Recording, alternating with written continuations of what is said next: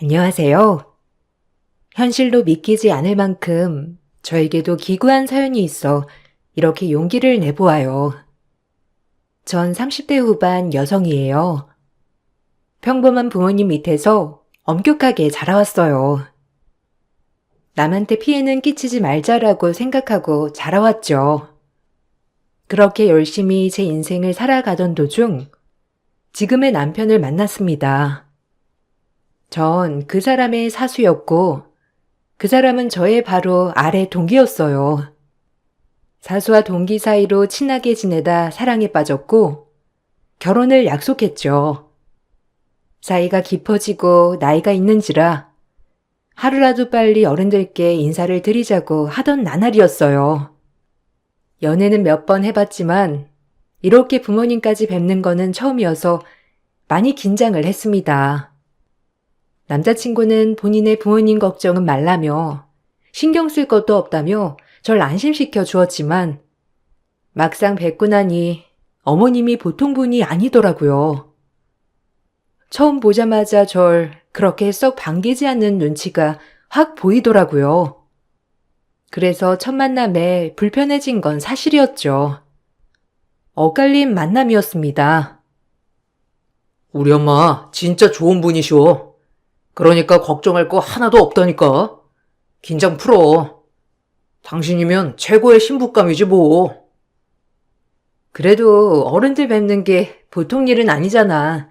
떨리긴 하네. 잘 보여야 할 텐데. 앞으로 가족이 될 수도 있는 거잖아. 안 그래? 엄마는 무조건 내 편을 지지해 주실 거야. 그러니까 너무 걱정 말고 얼른 들어가자. 엄마 아빠 기다리시겠다. 남편을 따라 들어간 한정식 집에서 처음 본 시부모님. 아버님은 참 인자하셨지만 어머님은 저를 보는 표정이 내내 못마땅하시더라고요. 제가 아무리 날고 긴다는 대학을 나왔다고 하더라도 이미 어머님은 무조건적으로 저를 싫어하는 것 같았어요. 제가 싫은 게 아니라 남편이 어느 누굴 데리고 왔어도 별로 마음에 안 들어 할 기세더라고요. 저에게 이렇게 처음으로 적대적이게 하는 사람은 처음이어서 당황하기도 했고 좀 기분이 나쁘기도 하더라고요. 아무리 남자친구 엄마라고 하더라도요. 뭐 우리 아들한테 얘기는 들었어요. 나는 아직 결혼도 생각 안 하고 있었는데 갑자기 결혼한다고 하길래 놀랬지 뭐야? 아, 그러셨어요? 아무래도 저희가 둘 다 30대 중반들이니까 슬슬 결혼 얘기가 오간 건 맞아요. 마음이 잘 맞기도 했고요. 마음이 잘 맞긴. 그거야 맞춰 나가면 되는 거고. 어쨌든 인사 온다고 하길래 나오긴 했는데 오늘은 간단한 인사만 하죠. 에이, 엄마. 마음에도 없는 소리 하신다. 역시 도도하시다니까. 정들면 세상 다 정하실 분이, 안 그래요? 민망하게. 아니, 엄마도 시간을 좀 줘야 하지 않아? 갑자기 너 결혼한다고 해서 얼마나 놀랬는데 엄마한테 물어보지도 않고. 당황스러운 건 사실이지, 안 그래? 아가씨도 이해해줬으면 좋겠네. 뭐 아예 우리 아들이 여자친구 데려올 거라고 상상을 안 해서. 이 정도 나이면 결혼할 때가 됐지 뭘 그래요. 참 새삼스럽게 언짢은 거 아니지? 우리 집의 엄마가 워낙 직설적이라. 아, 네, 뭐 당황스럽긴 한데 어머님이 더 당황하신 것 같아서 제가 딱히 드릴 말씀이 없네요. 아, 전 다 아시는 줄 알았는데. 처음 본 시어머니의 말은 그냥 오늘은 간단한 인사자리라고 하며 딱히 절 며느리로 받아들일 생각은 아예 없어 보이시더라고요. 사람 면전에 대고 그것도 처음 본 자리에서 저리 말하니 기분이 언짢았지만 어른이라 처음엔 참았어요. 절대 남편보다 제가 꼴리거나 하는 위치는 아니었거든요. 그저 아들 사랑이 참 과해서 저러나 보다고 싶었죠. 그렇게 밥을 먹고 헤어지면서 남편에게 결혼을 다시 생각해보자고 얘기를 했어요. 그러자 남편은 길길이 날뛰더라고요. 절대 안 된다며 말이죠. 본인도 이럴 줄 몰랐다며 절 설득하더라고요. 평생 엄마의 이런 모습을 처음 본다고 말이죠. 그게 더 당황스러웠어요. 알고 보니 그럼 며느리한테만 두 얼굴인 건가 싶으면서 더 많은 생각이 오가더라고요. 저런 어머니를 가족으로 맞이하는 게 맞을까 하고요. 어머님은 아예 당신 결혼 생각 없어 보이던데? 이대로 진행하는 게 맞는 거야? 나 오늘 좀 당황했어. 무슨 내가 억지로 꾸역꾸역 시집 가는 것도 아니고, 안 그래? 당신이랑 어머님이랑 대화 좀 많이 해야 할 것 같아. 둘이 생각이 너무 다른 것 같아서. 아, 미안해. 우리 엄마가 원래 안 그러시거든, 진짜. 근데 갑자기 왜 그러시지? 하나밖에 없는 아들 장가 간다고 하니까 심술이 났나? 동네에서도 알아주는 진짜 인자한 분이시오. 그러니까 마음 풀어. 오늘 일은 나였어도 기분 나빴을 거야. 미안해. 아니 뭐 당신이 미안하다고 할 건 아니고 그냥 좀 그렇네. 나도 처음으로 이렇게 면전에서 싫은 티를 받아봐서. 내가 집에 가서 잘 말씀드릴게. 그러니까 마음 변하면 안 돼. 알겠지? 난 당신이랑 결혼 꼭 하고 싶단 말이야. 당신의 의지가 중요한 게 아니라 어머님의 의지도 중요할 것 같아.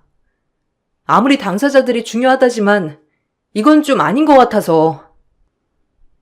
기분이 많이 안 좋은 저를 남편이 참 많이도 달래주더라고요.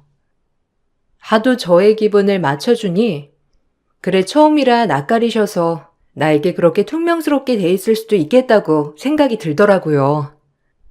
하지만 이것 또한 제 착각이었죠. 시어머니는 저를 며느리로 받아들이려고 하는 모습이 전혀 없으셨으니까요. 처음뿐만 아니라 저희가 결혼을 준비하면서도 계속 마음에 안 들어 하셨거든요. 처음 본 그 인상이 맞았습니다. 어머님은 절 별로 좋아하지 않으셨어요. 이때까지만 해도 이유를 모르겠더라고요. 학벌도 좋고 나름 나쁘지 않다고 생각했는데 어머님은 그냥 보자마자 바로 저렇게 하시니 더욱 당황스럽긴 마찬가지였고요. 기어이 우리 애 설득해서 결혼 준비하니까 좋아? 참 어떻게 꼬셨길래 우리 아들이 그렇게 한 번에 넘어갔대?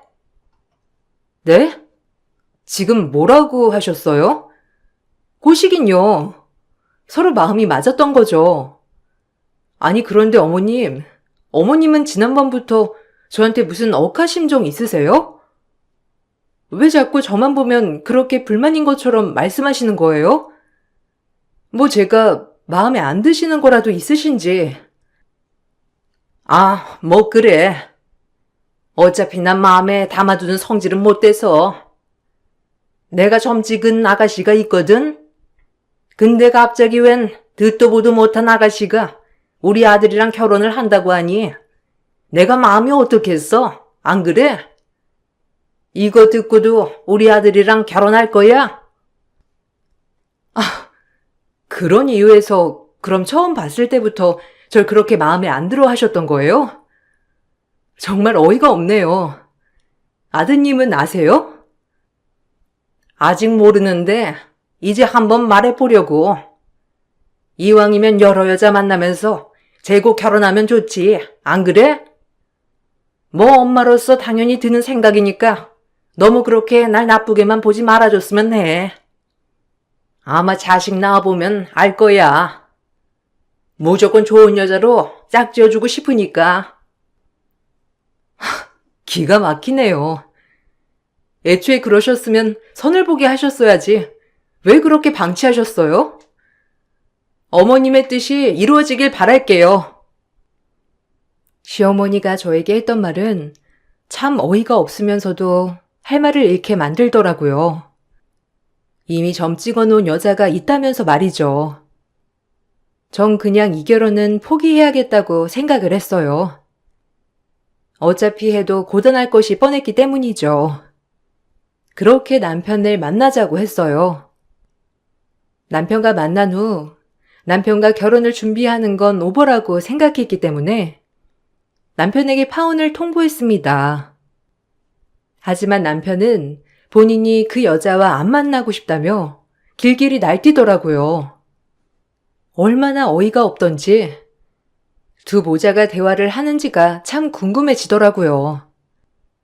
남편은 저랑 결혼해야 한다고 길길이 날뛰고 어머님은 다른 여자를 점찍어뒀다고 하시고 참 난감하더라고요.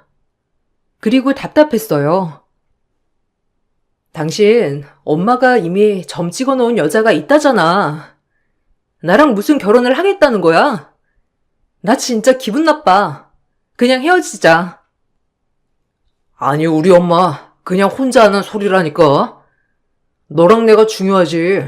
우리 엄마가 중요해? 내가 엄마 충분히 설득할 거고 그냥 엄마 욕심에 내가 이 여자 저 여자 만나봤으면 좋겠으니까 하는 소리 아니야. 아마 너 며느리로 들어오면 진짜 미안해 하실 뿐이야. 그러니까 헤어지자는 말은 하지 마. 내가 어떻게든 엄마한테 얘기할 거야. 너 상처 안 받게 해줄게. 제발. 너네 엄마랑 얘기하고 와. 그리고 나한테 연락해. 내가 왜 이런 취급을 받아야 해? 어이없어 진짜. 어쨌든 알아서 해. 내가 어떻게 해서든지 설득할게. 그러니까 넌 그냥 나만 믿고 따라와. 엄마 절대 나 못 꺾으셔. 그러니까 나만 믿어. 못 꺾어?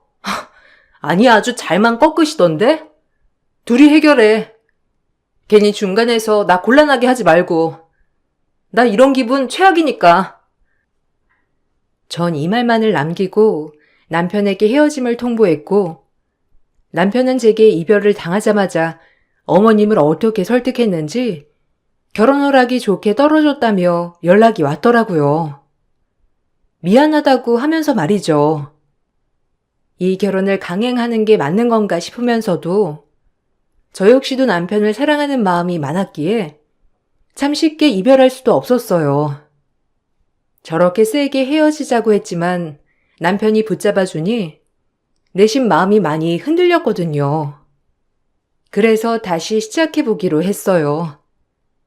남편이 이렇게 붙잡아주기도 하고 자기 엄마를 저렇게까지 설득을 했다고 하니 마음이 많이 기울었어요. 그리고 다시 본 시어머니는 예전보다 많이 온화해지셨더라고요. 남편이 얼마나 설득을 했는지 저에게 적대심은 전혀 없어 보이셨죠. 그래서 이걸 믿고 다시 결혼을 준비해 나갔습니다. 천천히 말이죠. 어쨌든 기분 언짢게 해서 미안하다. 내 뜻은 그게 아니었는데 이왕 이렇게 된 거 다 풀고 한번 잘 지내보자. 네, 저도 그렇게 말씀드린 거 죄송했어요. 이왕 가족이 됐는데 잘 지내봐야죠. 그럼 잘 부탁드릴게요, 어머님. 그래, 이렇게 잘 지내면 얼마나 보기 좋아. 내가 다 보기가 좋다 아주. 고마워요, 엄마. 그리고 자기야, 너무 고마워. 시어머니는 완전히 저를 받아들이진 않았지만 그래도 온화해지셨긴 하더라고요. 뭔가 모르게 쎄한 구석은 있었지만요. 그리고 남편은 저희의 모습을 보니 안정감을 되찾는 듯 했어요. 저 역시도 변한 어머님의 모습을 보니 안정을 되찾았고요. 그렇게 결혼을 준비했습니다. 처음에 저를 마음에 안 들어 하셨던 거와는 다르게 별 말씀이 많이 없으셔서 저희끼리 척척 결혼을 준비해 나갔어요. 하지만 상견례 때 어머님은 저희 집한테 무리한 예단을 요구하기 시작하면서 다시금 분란을 만드셨죠. 이 계획으로 저희를 또 떼어낼 생각을 하셨던 것 같아 이젠 분하더라고요. 장난하는 것도 아니고 자꾸 살살 사람을 건드는 것이 화가 나기도 했고요. 그리고 상견례장에서 그런 태도를 보이신다는 게 저희의 부모님께도 너무 죄송스럽더라고요. 그래도 하나뿐인 딸 보내는 입장에서 사돈들도 갖출 건 갖추셔야 마음이 편하시겠죠? 그래서 말씀드리는 거예요. 엄마, 무슨 이런 자리에서 보자마자 그런 얘기부터 하세요. 저랑 상의하고 얘기하셔야죠. 장모님, 너무 신경 쓰지 마세요. 신경을 안 쓰긴 무슨? 이런 건 바로바로 이런 자리에서 해결해야지. 안 그런가요? 그래야 또 뒷말 안 나오고 좋죠. 네, 뭐 그럼 안사돈이 원하시는 게 뭐가 있을까요? 정확히 말씀을 해주시면 참고하겠습니다. 뭐 그렇게 대놓고 말씀하시는데요, 뭐. 저희가 어쩔 수 있나요? 저도 차라리 그렇게 말씀하실 거면 그냥 말씀해 주시는 게 더 좋아요. 아, 그래요? 시원하시네요. 그렇게 말씀해 주시니 저도 편하게 꺼내 보겠습니다. 뭐 이런 게 좋죠, 가식 없이. 안 그런가요? 어머님이 대놓고 예단을 요구하자 엄마도 기분이 많이 상했는지 대놓고 예단을 얼만큼 원하냐고 하시더라고요. 그야말로 상견례장이 아주 살벌했습니다. 그러자 어머니는 이때다 싶었는지 가방에서 가지고 온 종이를 대뜸 내밀더라고요. 아버님은 그 모습을 보시고 어머님께 이게 무슨 결례냐며 호통을 치셨죠. 하지만 어머님은 아랑곳하지 않으셨고요. 총체적 난국이었어요. 남편도 당황하기엔 마찬가지였고 저 역시도 얼굴이 얼어붙었어요. 그저 조용한 정막만이 감돌았습니다. 아주 어이가 없게 말이죠. 그냥 제가 적어왔어요. 뭐 하나하나 나열하기도 그렇고 해서 여기 적은 목록대로만 준비해 주시면 됩니다. 아, 이게 뭐 하는 짓이요? 사돈어른 처음 뵙는 자리에서 당신도 참 이렇게 눈치가 없어서요, 원. 아, 참나. 아, 죄송합니다, 사돈. 아, 이 많은 걸 다 준비해 달라는 거죠? 사돈, 제가 애들 결혼시키는 입장에서 이런 말씀까진 안 하려고 했는데 아이들 가지고 장사하시나요? 좀 기가 막히네요. 저도 딸 가진 부모로서 애들 잘 되길 바라니까 뭐 말씀 안 하려고 했는데 너무 하시네요. 아니, 이게 뭐가 너무해요? 당연히 예단은 기본으로 해야 하는 거고 제가 원하는 게 이런 거라는데 이게 뭐가 잘못됐나요?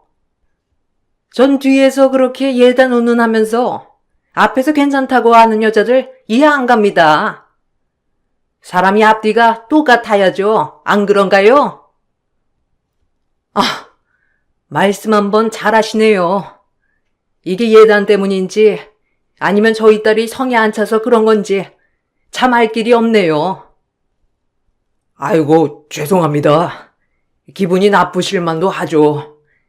이 사람이 원래 이런 사람이 아닌데 갑자기 왜 그러는지 참 죄송해요, 사돈.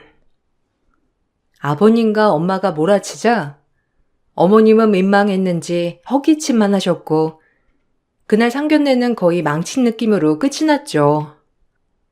그리고 집에 가는 내내 엄마는 그딴 게 무슨 시엄마냐며 욕을 하시더라고요. 저 역시도 화가 난 건 마찬가지고요. 그럼에도 불구하고 이미 결혼하기로 한 거 엄마와 아빠는 정성껏 저의 혼수를 준비해 주셨어요. 정말 죄송할 따름이었죠. 이 부분에 있어서 남편도 정말 미안해 하더라고요. 남편이 저렇게 미안해하는 모습을 보니 시어머니의 온전한 문제라고 생각했어요. 장인어른이랑 장모님 별 낯이 없네요. 죄송해요. 저희 엄마가 왜 그러는지 저도 잘 모르겠네요. 항상 제 결정에 응원해 주시고 지지해 주셨는데 결혼 문제에 있어서만큼은 참 저와 뜻이 안 맞는 것 같아 죄송합니다, 정말. 그래도 저를 봐서라도 좋게 생각해 주시면 안 될까요?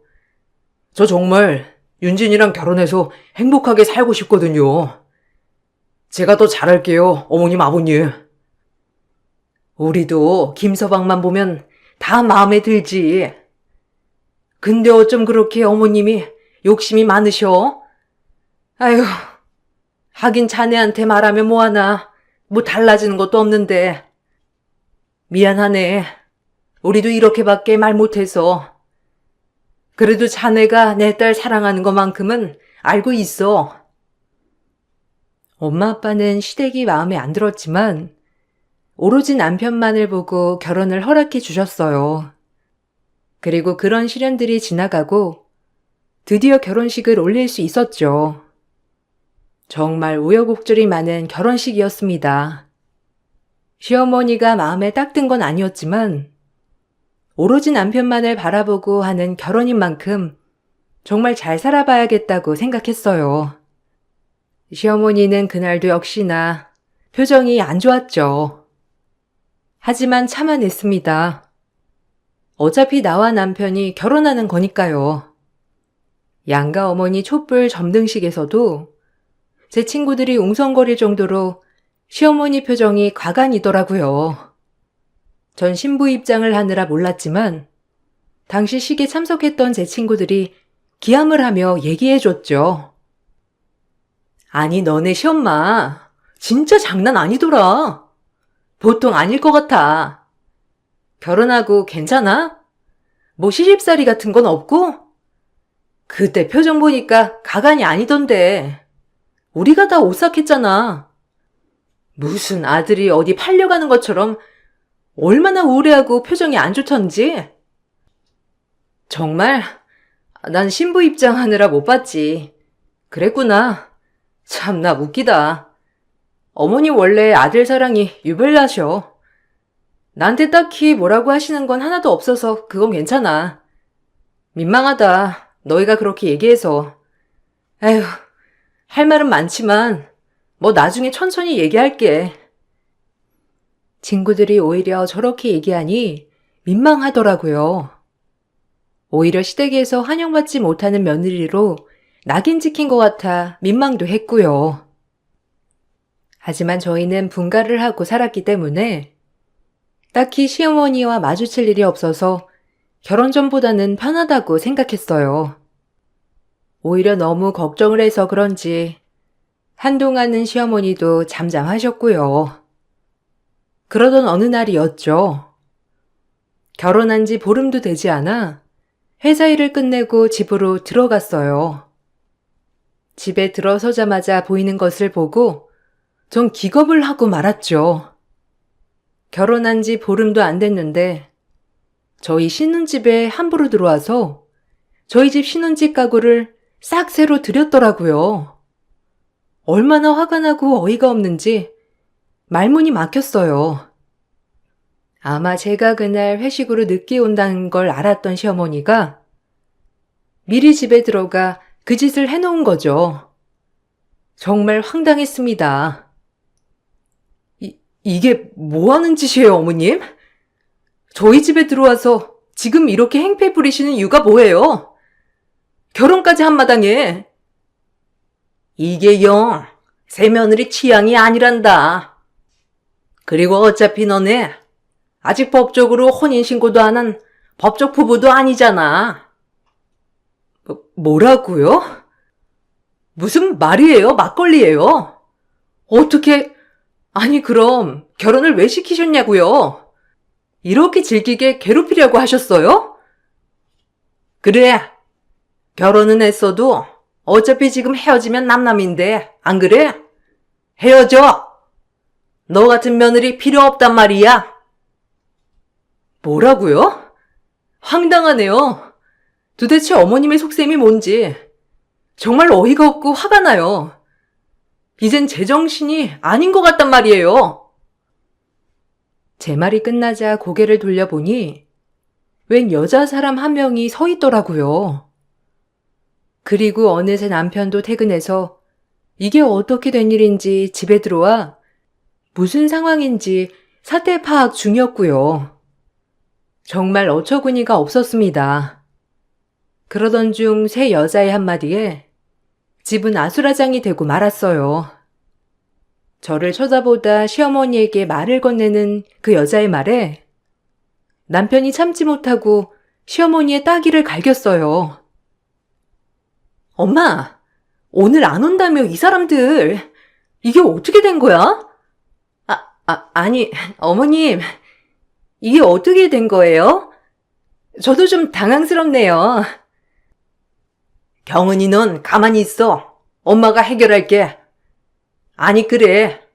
다 모인 김에 잘 됐다. 내가 너한테 지없도록 소개받으라고 했던 여자가 이 여자야. 저것보다 훨씬 잘 배우고 곱고 얼굴도 예쁘고 얼마나 좋니? 이왕 이렇게 된 거 엄마 소원 들어준단 핑계로 갈라서. 경은이는 네가 결혼을 했던 이혼을 했던 상관없단다. 어? 엄마가 널 어떻게 키웠는지 알잖아, 우리 아들. 제발, 어?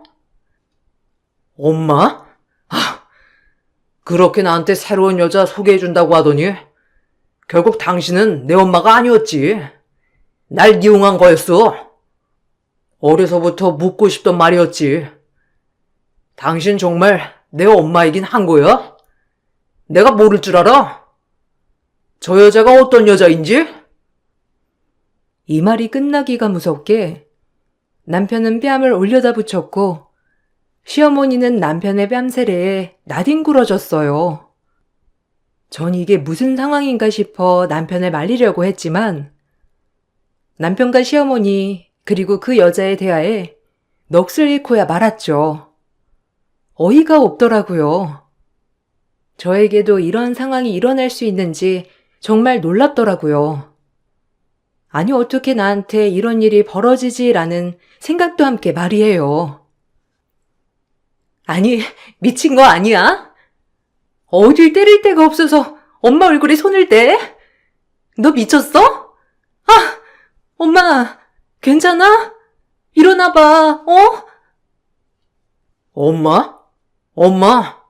그래, 당신 딸이었어. 당신 딸을 내 아내로 둔갑시키고 당신 딸이랑 호의호식 하려고 했지?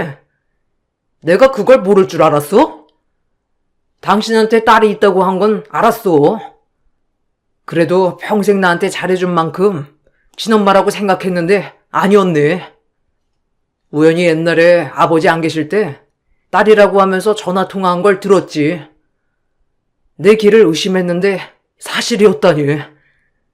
그리고 이렇게 무시무시한 생각을 가지고 평생 기다리고 있었다니 진짜 끔찍하다. 당신은 한 번도 내 엄마인 적이 없었어. 알아? 기막혀. 아니, 내 말 좀 들어봐. 너 한 번도 내 아들로 생각 안 한 적 없어, 어? 그냥 네가 너무 좋아서 내 딸이면 같이 어울리겠다 싶었어. 그럼 다 좋은 거잖아. 너도 좋고 나도 좋고 우리 딸도 좋고 그럼 같이 행복해질 수 있는 건데 내 말이 틀리니? 우리 경은이 불쌍한 애야. 내가 걷어주지도 못하고 이제 와서 엄마 노릇 좀 한다는데 그걸 못하게 하니? 내가 너한테 얼마나 잘했어?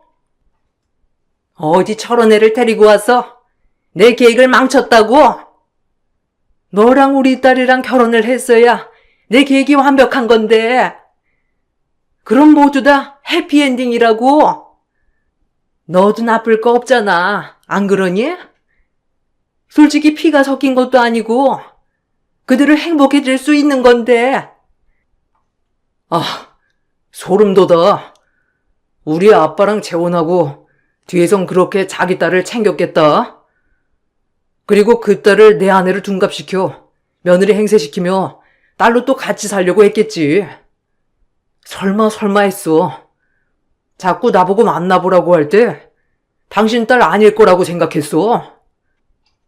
처음에 사진 내밀었을 때도 당신이랑 똑 닮아서 설마 아니겠지 했다고. 그런데 결국은 맞았구나. 진짜 원망스럽다. 나한테만큼은 진심일 거라고 생각했다고. 근데 결국은 당신은 당신 이속만 생각하는 사람이었던 거야. 나 가만 안 있어. 남편의 말을 듣고 기겁을 했어요. 알고 보니 시어머니는 남편의 친어머니가 아니더라고요. 어렸을 적 아버님과 재혼한 새어머니였죠. 그리고 그 새어머니에겐 딸이 하나 있었고, 딸을 그냥 놔두고 새 시집을 온 거였어요. 그리고 피가 안 섞인 남편과 그 딸을 결혼시키려고 했던 거고요. 모든 것이 자기 뜻대로 되겠거니 했지만 중간에 제가 나타나자 시어머니는 그렇게 저에게 노발대발 하셨던 겁니다. 이제서야 모든 퍼즐이 척척 맞춰지더라고요. 얼마나 화가 나고 어이가 없던지 기가 막히더라고요. 친딸은 예전에 만난 남자와 사실혼 관계에서 낳은 아이였고 사실혼이었기에 따로 호적상에 등재되진 않았던 거예요. 그리고 그 딸을 못 잊어 아버님과 결혼을 하고 나서도 계속해서 그 딸아이를 어떻게 하면 본인 옆에 둘 수 있을까 생각을 한 것이었고요. 그러면서 저를 떼어내려고 안간힘을 쓰다 결국 포기했다가 다시 이건 아니다 싶었는지 이제 와서 절 또 내쫓으려 한 거고요. 그리고 시어머니의 그런 생각에 소름이 끼치도록 무서웠습니다. 평생을 아들이 아니라 자기의 딸의 남편감으로 봤다는 사실이 소름이 돋더라고요. 시어머니 남편에게 무릎을 꿇고 싹싹 빌더라고요. 아주 납작 엎드려서 말이에요. 남편은 아랑곳하지 않았어요. 저 역시도 평생을 기만당했다고 생각하면 쉽게 용서될 것 같지 않더라고요. 어떻게 엄마라고 믿었던 사람이 평생을 큰 그림 속에 날 대했다니. 이 사실을 알고 저렇게 밝기만 한 남편에게 이런 아픔이 있었다는 생각에 마음이 아파졌습니다. 미안해, 미안, 나 좀 용서해라. 내가 너한테 그동안 얼마나 잘했니? 그저 너한테 바라는 건 내가 점 찍어주는 짝, 이것만 바랬어. 내가 그동안 너한테 왜 그렇게 잘했는데? 이제 와서 네가 나한테 이럴 수가 있어? 내가 남의 자식 키우기 쉬웠는 줄 알아? 내 새끼처럼 키우기 쉬웠는 줄 아냐고? 그저 내 딸을 잘 걷어줄 사람이니까 참고 잘한 거야, 알아? 아, 그래. 당신의 인성이지 그게. 오로지 지 가족밖에 모르는 당신한테 나랑 아버진 가족이 아니라 그저 당신과 당신 딸의 물주일 뿐이었어. 이대로 못 넘어가요. 그러니까 다신 아버지랑 나 볼 생각도 마. 알았어요? 그리고 너도 염치 없게 너네 엄마한테 빌붙어서 나한테 시집 오려고 했다는 거 꿈깨. 알겠어? 그 엄마의 그 딸이라더니 어디서 감히 나를 속여? 뭐야? 너 말 다 했어? 엄마가 오냐오냐 키워주니 눈에 뵈는 게 없지? 나도 너 싫어, 알아? 그냥 엄마가 호의호식하게 해준다고 하니까 혹했던 거야, 알아? 고아 새끼 걷어줬으면 고마워해야지. 이게 어디서 주제도 모르고 나대? 네가 지금까지 이렇게 자랐던 거 우리 엄마 때문이지, 안 그래? 엄마 뺏어가서 살았으면 엄마 말이나 잘 들어야지. 어디서 이게 엄마한테 눈을 부라리고 대들어? 아, 나도 너 싫어. 나보다 나이도 많고 혼인신고도 안 했지만 결혼한 건 사실이고, 알아? 너 뭐라고 했니? 뭐?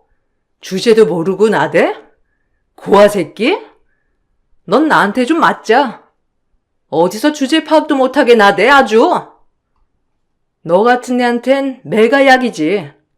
말도 필요 없어. 어떻게 자랐길래 인성이 이렇게 개차반이야? 일로 와. 아주 얼굴 박살 내줄게. 정 그 여자의 말이 끝나자마자 뺨따기를 날렸어요. 남편에게 막말을 하는 저 주둥이를 참을 수가 없었거든요. 그렇게 남편은 저희를 뜯어말리고 곧장 시댁으로 가 아버님께 이 사실을 다 얘기를 했어요.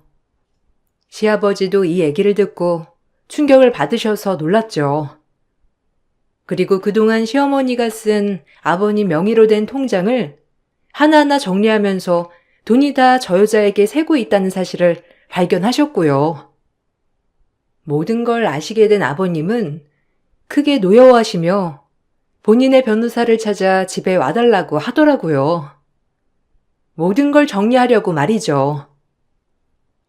아, 이렇게 내 뒤통수를 쳐? 자식이 있었어? 그래 놓고 나한테 아무렇지 않은 척 천사의 얼굴을 하고 날기만 해? 진작 얘기했다면 지원해 줬을 텐데. 어리석은 인간 같으니라고. 그리고 그 여자랑 내 아들이랑 이어붙이려고 해? 용서 못해. 용서 못한다고. 저도 용서 못해요. 내 인생 이렇게 휘두르려고 그동안 날 키웠다는 거 끔찍해요, 아버지. 정말 황당하고요. 미안하다. 내가 여자 보는 눈이 없었어. 그저 너 하나 잘 걷어주길 바랬던 것 뿐인데 어떻게 이런 일을 벌이고 참. 시아버님은 이 모든 걸 아시고 시어머니에게 이혼 소송을 걸었어요. 그리고 위자료 청구 소송을 하였죠. 그동안 아버님 명의로 쓴 본인 딸 자식 교육비와 모든 걸 속였다는 거에 대한 정신적 피해 보상을 말이에요. 끝까지 죄를 인정하지 않으려는 시어머니 때문에 법정 공방은 길어졌어요. 그 법정 공방을 진행하면서도 시어머니는 아버님께 매달리면서 뻔뻔하게 인정은 하지 않더라고요. 그저 본인은 남의 자식을 어려서부터 거둬준 아주 선량한 여자 코스프레를 하더라고요. 속은 시커멓게 가지고 있었으면서요. 여보, 내가 잘했잖아요. 우리 아들처럼 항상, 네? 그러니까 한 번만 용서해줘요. 나 진짜 당신이랑 아들한테 진심이었어요. 당신은 날 기만했어.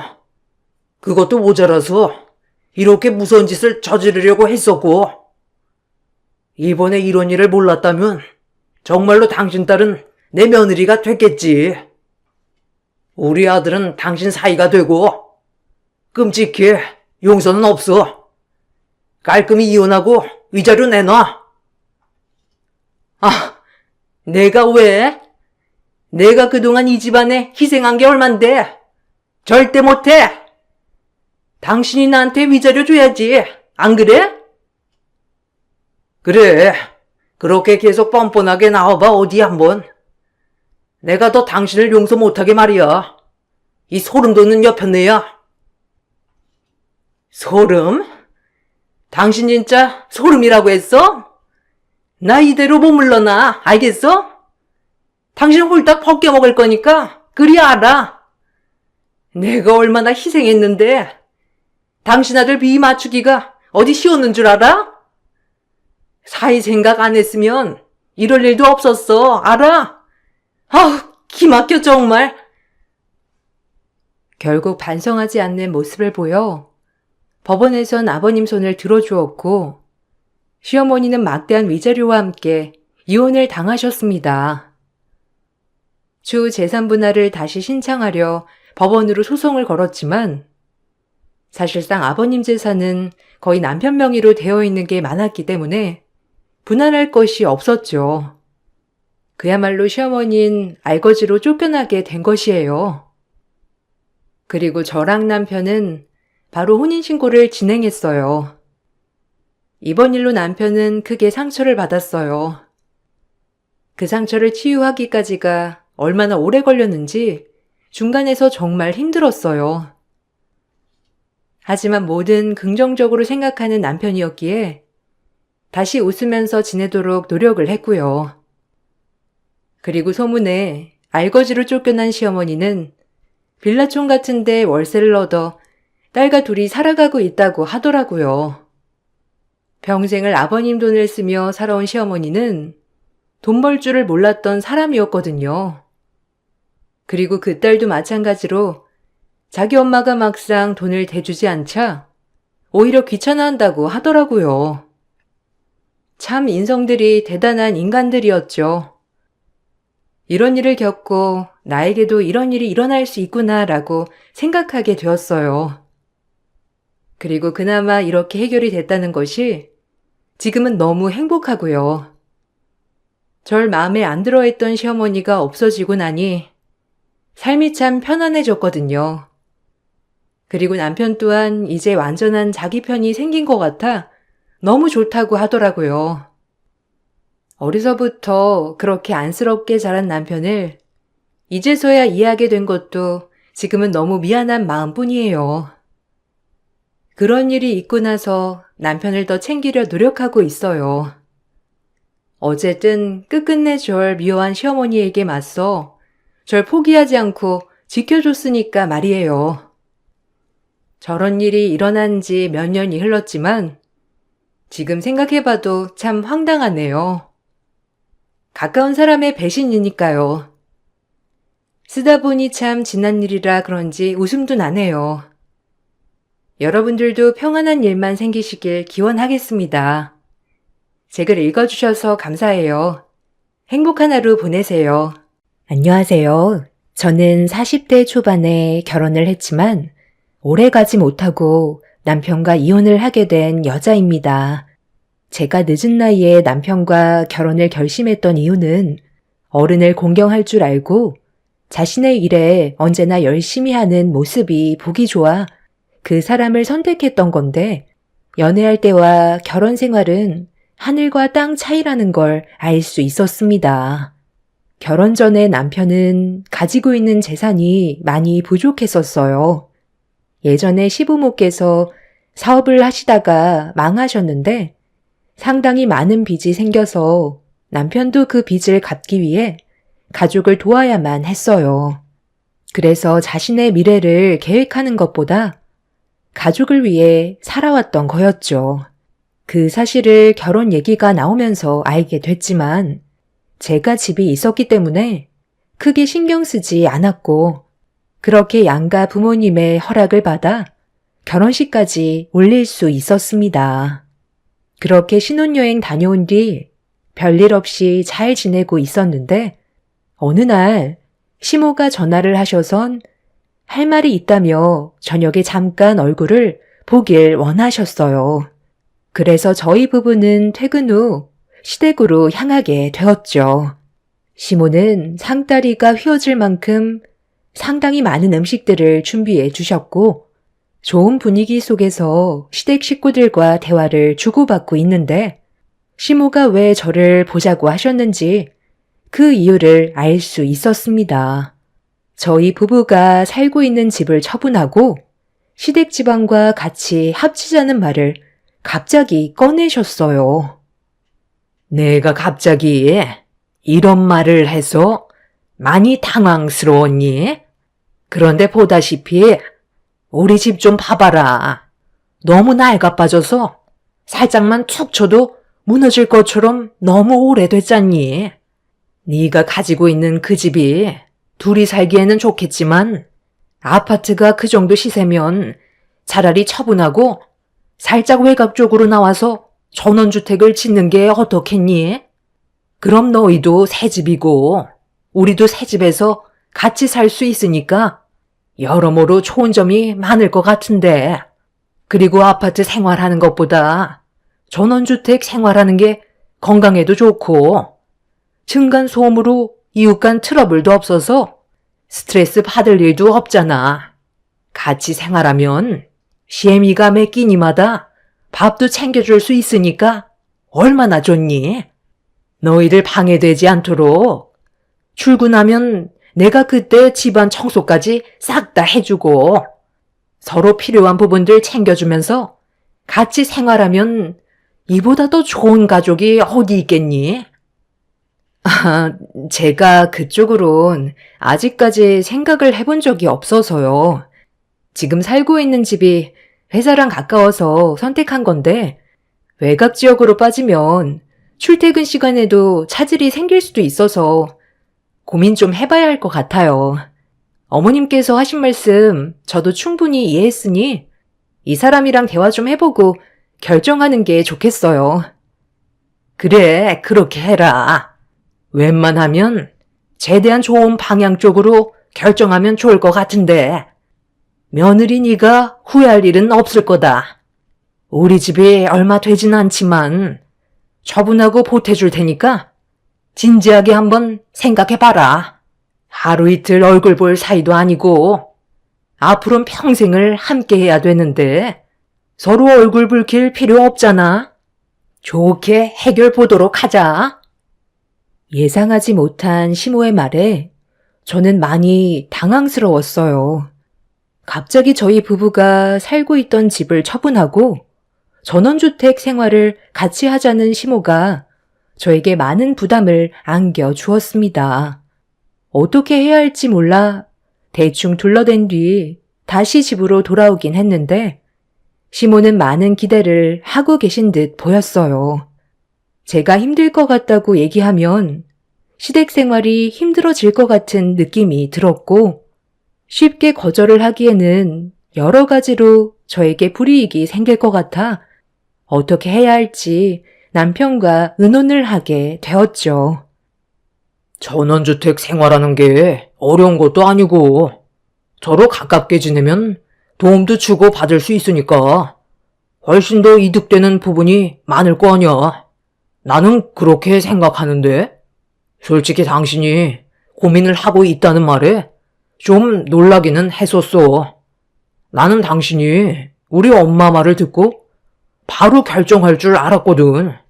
그런데 고민을 한다는 건 우리 부모님과 같이 사는 게 좀 어려울 것 같다고 생각하는 거잖아. 그게 아니면 왜 고민을 하는 건데? 하루 이틀 얼굴 볼 사이도 아닌데 이참에 우리 집 처분하고 동네 조용한 곳에서 전원주택 생활하면 지금보다 훨씬 더 행복할걸? 나도 부모님이랑 함께 지내다가 당신이랑 아파트 생활하면서 느낀 건데 나는 아파트보단 전원주택이 훨씬 좋은 것 같아. 아파트는 무슨 닭장도 아니고 우리 안에 갇혀있는 것 같은 느낌이 들어서 마음에 들지 않았거든. 이 아파트 시세가 10억 정도라고 했으니까 외곽 쪽에 전원주택 짓고 살기에는 충분한 자금이 되잖아. 당신이 부담스럽다면 어쩔 수 없지만 앞으로 함께 지내면 이득이 더 많을 거야. 그러니까 당신은 우리가 살고 있는 아파트를 처분하고 시부모님이랑 전원주택 생활하는 게 좋을 것 같다는 거잖아. 내가 그렇게 하길 원하는 거고. 남편도 시부모님과 같이 전원주택 생활을 하고 싶다면서 살고 있는 집을 처분하고 함께 살 수 있는 집을 짓는 게 좋을 것 같다는 의견을 주었어요. 저는 쉽게 결정을 내리지 못하고 있었지만 남편까지 원하고 있으니 어떻게 해야 할지 깊은 고민을 할 수밖에 없었죠. 이 사실을 저 혼자 결정할 수 없을 것 같아 부모님께 제 상황을 설명해 드렸고 한참 동안 대화한 끝에 저희 부모님은 제 결정을 존중한다면서 마음이 편한 쪽으로 선택하는 게 좋을 것 같다는 의견을 주셨고 저를 딸처럼 아껴주시고 사소한 거라도 관심을 가져주시는 시부모님의 행동들에 고마움이 컸던 저는 큰 결정을 하게 되었습니다. 시댁 집안과 좋은 관계를 유지하기 위해 내리게 된 선택이 옳았길 바라면서 살던 집을 정리하고 전원주택 생활을 하려고 준비를 하게 되었죠. 시부모님께서는 잘한 결정이었다고 저에게 좋은 말을 아끼지 않으셨고 지금의 선택이 후회가 되지 않길 간절히 바랬었는데 전원주택이 모두 지어지고 난 이후 제가 상상했던 그런 생활과는 전혀 다른 방향으로 흘러가고 있어 점점 기분이 안 좋아졌고 시부모님과 남편의 행동에 대해 불만을 가지게 되었어요. 그래서 모두가 모였을 때 제가 가진 고민과 앞으로의 방향성에 대해 시부모님과 진지하게 대화를 이어나갔고, 시모는 화장실 들어갈 때와 나갈 때 다르다고 결국 저에게 상처를 주셨어요. 네가 무슨 말 하는지 충분히 알아들었다. 그런데 어떻게 하루도 빠짐없이 매일 챙겨줄 수가 있겠니?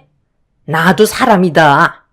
살다 보면 몸이 피곤하고 힘들 때도 있으니까 잠깐 쉬고 싶었던 건데 이런 걸로 불만을 가지면 되겠니?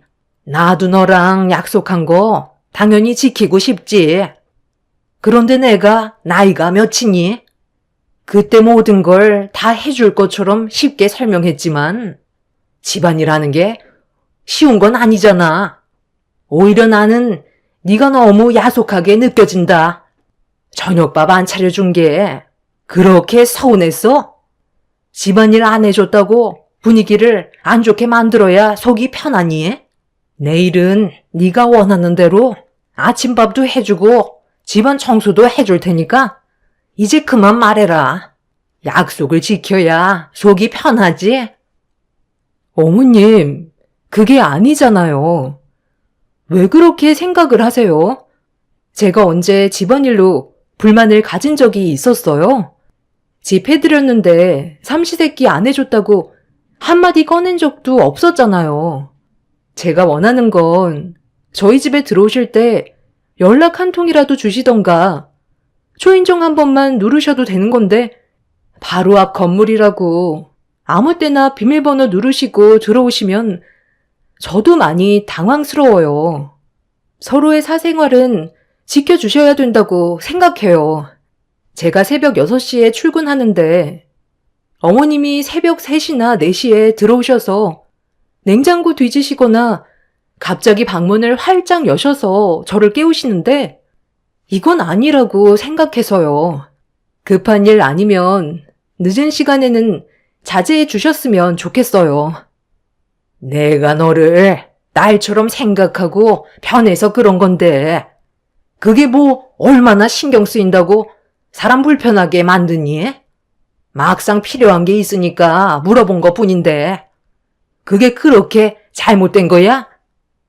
전혀 예상하지 못한 상황들과 부딪히게 되니 많이 답답하더라고요.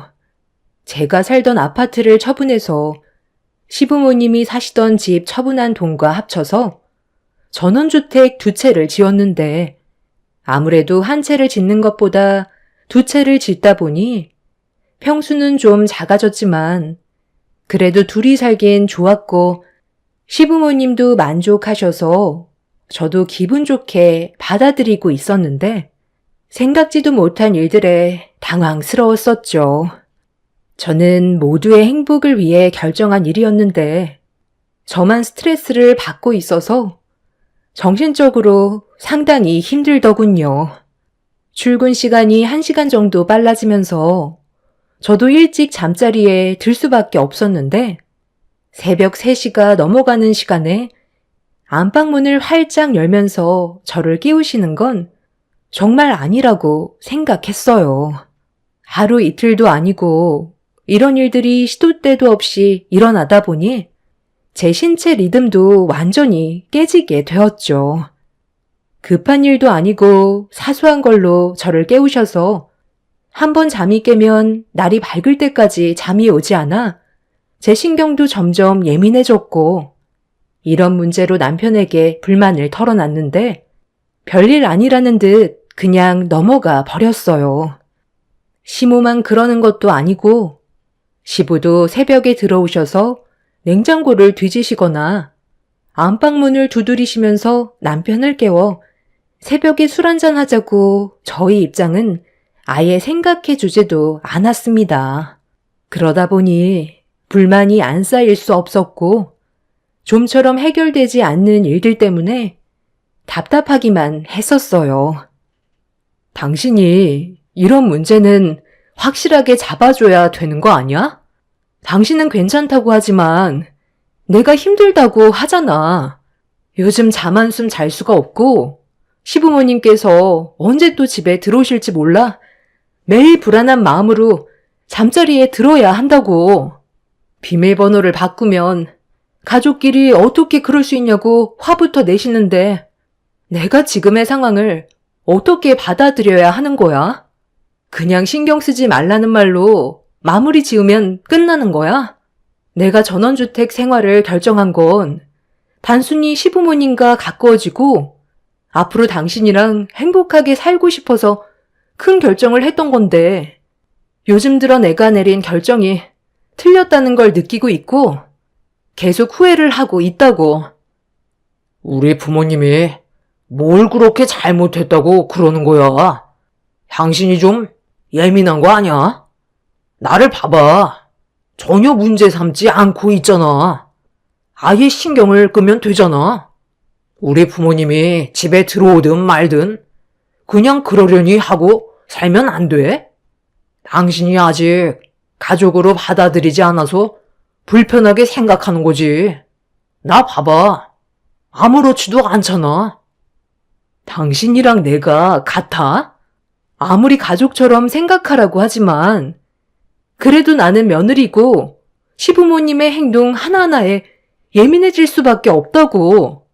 당신이 이 문제를 해결해주지 못한다면 나는 오래 버티지 못할 것 같아. 전원주택에서 생활하기 전에 내가 제일 고민했던 걸 당신도 알고 있었으면서 어떻게 나에 대한 배려는 조금도 없는 건데? 삼시세끼 밥을 해달라는 것도 아니고 집안 청소를 시어머니께 부탁한 적 단 한 번도 없었잖아. 하루 일과가 끝이 나고 집에서 쉴 때만큼은 배려를 좀 해달라는 건데 그게 그렇게 잘못됐어? 입장을 바꿔놓고 생각을 해봐. 당신이 자고 있는데 우리 부모님이 예고도 없이 안방문을 활짝 열어서 당신을 깨우면 기분이 좋겠어? 다음날 새벽같이 회사에 출근해야 되는데 우리 부모님 때문에 잠 다 깨버려서 그대로 회사에 출근해야 된다고 생각을 해봐. 당신 기분은 어떨 것 같은데? 왜 말이 없어? 막상 입장을 바꿔놓고 보니까 할 말이 없어지니? 서로 지킬 것만 지켜주면 얼굴 붉힐 일도 없는데 왜 상황을 이렇게 만드시는지 모르겠어. 나를 전혀 이해해주지 않고 있잖아. 이게 배려인 거야? 다시 한번 말하지만 당신이 이 문제를 최대한 빨리 해결해 줬으면 좋겠어.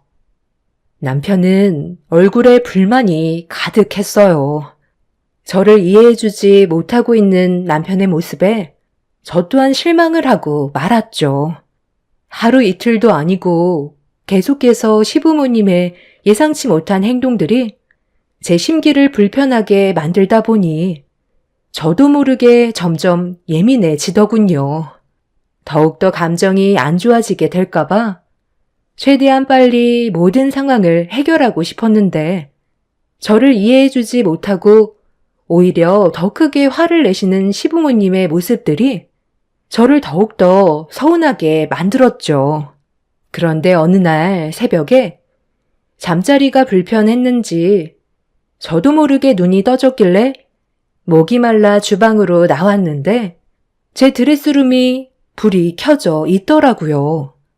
분명히 잠자리에 들기 전에 집안 전체를 소등했었는데 드레스룸에 불이 켜져 있어서 천천히 걸음을 옮기고 있었는데 누군가 드레스룸 안에 들어갔는지 인기척이 느껴지고 있었어요.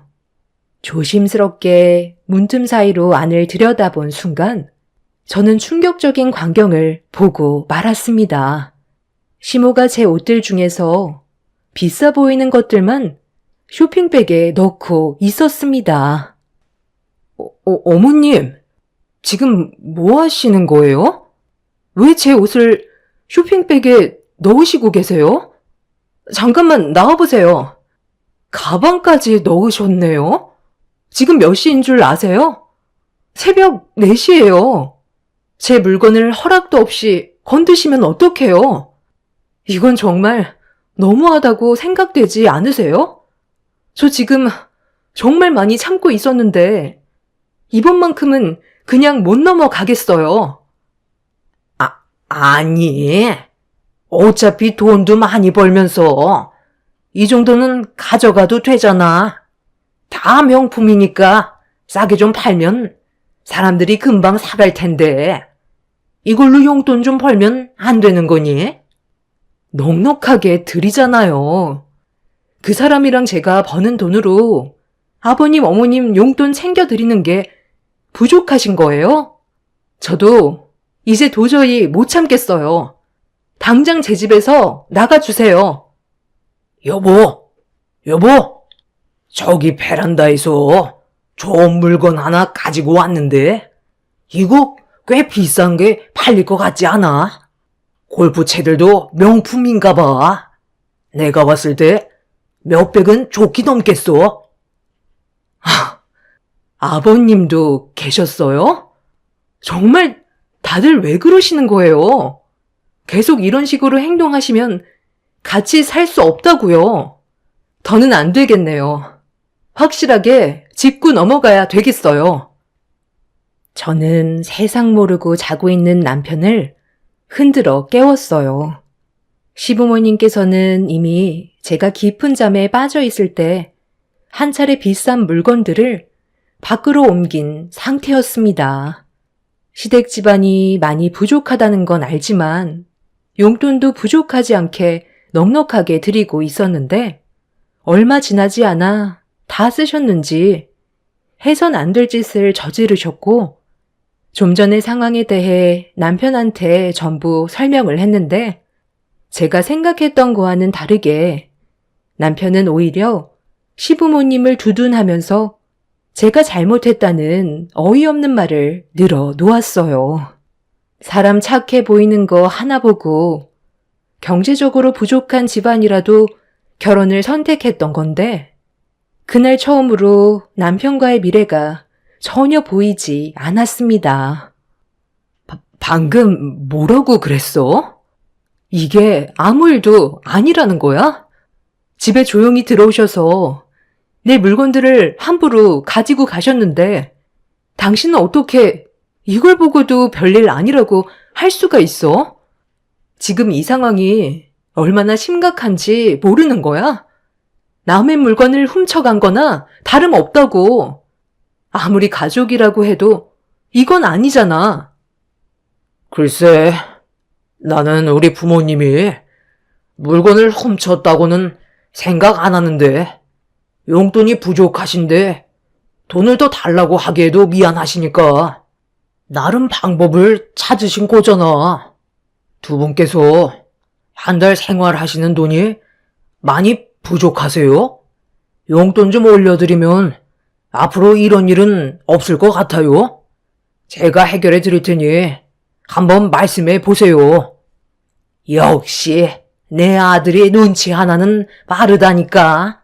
한 달 생활하는 용돈이 둘이 합쳐 200만 원밖에 안 돼서 여기저기 여행 다니고 생활비 쓰고 모임 다니다 보면 딱 보름 안에 다 써버리더라.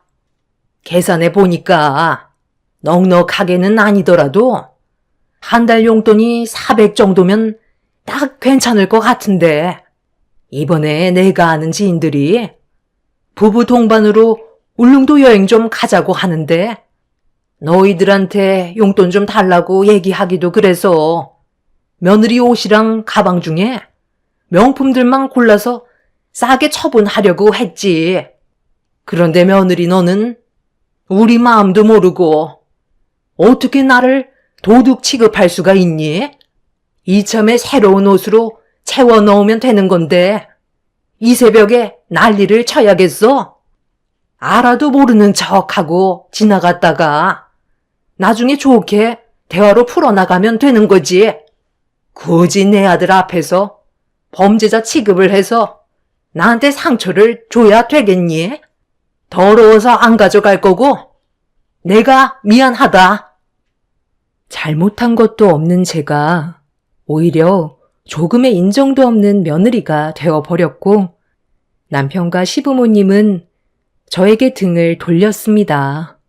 시부모님께서 집으로 돌아가시자 남편이 처음으로 저에게 목소리를 높여 화를 냈어요. 처음 본 모습에 당황한 저는 할 말을 잃었고 결국 서운함에 눈물이 흐르고 말았지만 남편은 저를 위로해주지 않았죠. 눈물 흘리면 그걸로 끝이야? 당신이 어떤 상황인지 먼저 파악을 한 다음 해결하면 되는 건데, 우리 부모님을 도둑으로 몰아가? 정말 그렇게 안 봤는데? 당신 그 정도밖에 안 되는 사람이었어? 내가 왜 당신을 선택했는지 몰라? 배려심 많고 나를 많이 이해해주고 사랑해줘서 함께 살기로 결정한 거잖아. 우리 부모님이 오죽했으면 당신 물건에 손을 대셨겠어?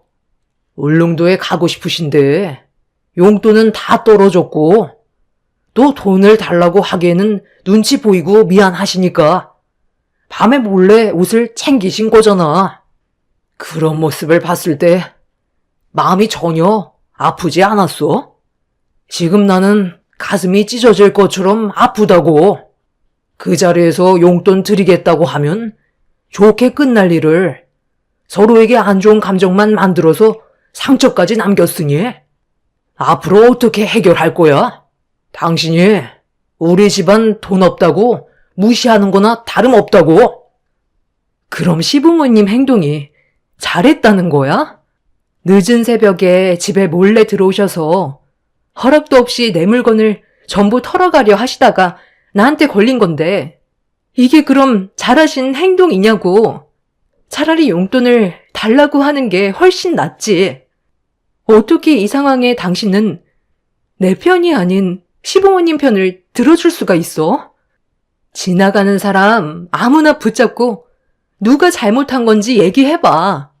그리고 내가 언제 당신 집안이 돈이 없다고 무시한 적 있어? 오히려 도와줬고 살던 집까지 처분하고 전원주택까지 지어드렸어. 세상 어디에 나 같은 여자가 있을 것 같아? 그만큼 당신을 진심으로 사랑했기 때문에 그런 결정을 내린 거라고. 그런데 좀 전에 있었던 일들은 내 입장에서 말을 해줘야 하는 게 맞는 거잖아. 오늘 일로 당신한테 너무 큰 실망을 해서 내 마음이 큰 상처로 남게 되었고 앞으로 어떻게 살아가야 할지 곰곰이 생각해 볼 거야. 차라리 아파트에서 살았을 때가 나는 훨씬 좋았던 것 같아. 전원주택으로 옮기면 당신이랑 시부모님과의 관계가 훨씬 좋아질 줄 알았는데 그건 내 착각이었어. 당신도 진지하게 생각을 해봐. 우리 관계가 앞으로 좋아질지 아니면 더 나빠질지 고민하고 나중에 다시 대화하자. 도저히 이해를 하지 못하겠더라고요. 제 물건에 손을 댄 건 가족이라 해도 법적으로 문제가 될 수 있는 건데 시부모는 아무렇지 않게 행동하셨어요. 그리고 남편도 제 편이 아닌 시부모님 편에 서서 저를 오히려 이상한 사람 취급을 하고 있었죠. 그날 이후 남편과 함께 살아가는 인생의 미래가 머릿속에서 그려지지 않았고 어떻게 해야 할지 몰라 고민이 많았습니다. 결국 잠 한숨 못 자고 날이 밝아 지친 몸으로 출근을 했어요. 제대로 된 컨디션이 아닌 상태로 일을 하다 보니 너무 힘이 들었고 겨우 하루 일과를 마친 뒤 퇴근을 할 수가 있었어요. 전원주택 생활을 하기 전에는 퇴근하는 게 즐거웠는데 시부모님과 함께 생활하게 되면서부터 집으로 가는 기분이 좋지 않더군요. 또다시 안 좋은 일들이 펼쳐질 것 같아 걱정이 많았었죠. 이런저런 생각을 하면서 가다 보니 어느새 집에 도착을 하게 되었고 현관문을 열었는데 집안에서 맛있는 음식 냄새가 풍겨왔어요. 그리고 주방에서는 남편과 시부모님이 자리에 앉아서 식사를 하고 계셨습니다. 시모는 저를 보자마자 밝은 얼굴로 반겨주시면서 자리에 앉으라고 의자를 빼주셨어요. 퇴근하고 오는 동안 제가 상상했던 건 또다시 남편과 얼굴을 붉히게 되는 장면들을 떠올렸는데 전혀 반대되는 장면이 연출이 돼서 많이 당황스러웠죠. 얼떨결에 자리에 앉았고 시모는 저에게 고생했다며 밥을 내어 주셨습니다. 그런데 숟가락으로 밥을 푸려고 하는 순간 믿을 수 없는 시모의 충격 행동에 저는 몸이 굳어지고 말았습니다. 어머님, 제 밥이 얼어있는 냉동밥인데 혹시 잘못 주신 거 아니에요? 숟가락이 들어가지 않을 정도로 얼어 있어서요. 잘못 주신 거 맞는 거죠? 맞게 줬는데. 입맛이 없니? 먹는 게 왜 이렇게 시원찮아? 다 너를 위해서 그런 거니? 주는 대로 먹어라. 요즘 네가 열이 많은 것 같아? 시원하게 먹으라고 냉동밥 해준 거다. 우리 때문에 스트레스 많이 받았다며? 혈압 오르면 안 되니까 열 좀 식히게 냉동밥으로 먹어라. 그리고 이게 건강엔 더 좋대. 소화도 천천히 되니까 소식할 수 있잖아. 우리 집안이 부도가 났을 때는 밥이 먹기 힘들 정도로 형편이 어려워서 식당에서 일할 때 남은 밥 있으면 싸가지고 와서 냉동실에 쟁여놓고 먹었다. 그러니 너도 볼만 가지지 말고 주는 대로 먹거라. 어제 일 때문에 아직까지 열이 올라와 있을 텐데 시원한 걸 먹어주면 얼마나 몸에 좋겠니? 그래서 아버님, 어머님이랑 이 사람은 갓 지은 따뜻한 밥이고 저는 냉동밥인 거예요? 도대체 무슨 생각으로 이러세요? 제가 뭘 잘못했길래 이렇게까지 하시는 건데요. 오늘 퇴근하고 집에 오는 동안 제가 무슨 생각을 했는지 알아요? 오늘만큼은 아무 일 없이 조용히 넘어갔으면 했다고요. 당신은 왜 그래? 우리 엄마가 다 생각해줘서 챙겨준 건데 정말 속 좁게 이럴 거야? 요즘 따라 스트레스를 많이 받아 하는 것 같아. 신경 써준 거잖아. 그래? 그럼 이 냉동밥 당신이 먹어. 나는 이런 대접 받고 싶지 않으니까. 어머님, 저한테 상당히 불만이 많으신 것 같은데요. 적당히 하시는 게 좋을 거예요. 저도 참을 만큼 참았거든요. 최대한 감정 억누르고 있는 거고 서로 얼굴 붉히고 싶지 않아서 노력하는데 어머님이 계속 저를 건드리고 있잖아요. 너는 눈치가 없는 거니? 내가 이렇게까지 하는 이유가 뭐겠어? 어제 그 난리가 있었는데 전화 한 통 하는 게 그렇게 힘들어? 그리고 집에 들어왔으면 뭐부터 줘야 되는 거야? 어제 울릉도 가고 싶다고 그렇게 얘기했는데 신경 써서 음식 준비했으면 감사하게 생각하고 두둑하게 봉투를 챙겨줬어야지.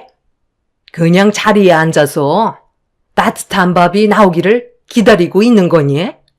내가 너를 외며느리로 받아들였는데 적지 않은 나이지만 그래도 가진 재산이 많고 능력도 있으니까 내 노후 보장이 될 것 같아 며느리로 받아들였는데 눈치 없이 상황을 이렇게까지 심각하게 만들어야 되겠어?